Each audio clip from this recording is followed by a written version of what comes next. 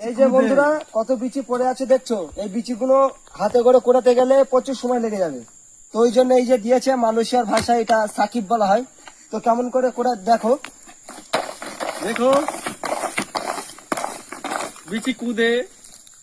এই ওই পার হয়ে গেল পাটা, পানিতে পড়ল ওদের সামনে ফেল।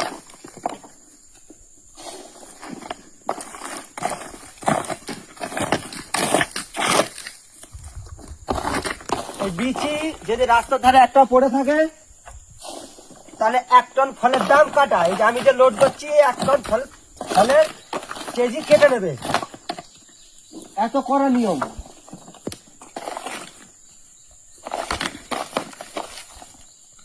বিচি কুদে, মালয়েশিয়ার ভাষায় এটা বিচি পুঁতে বলে। কুদে দুয়া না, বিচি পুঁতে মানে হচ্ছে বিচি কুড়ানো। বিচি এই যে এমন করে, বিচি এই যে কত সুন্দর ক্লিন হয়ে যাচ্ছে, এমন করে কুড়ায়।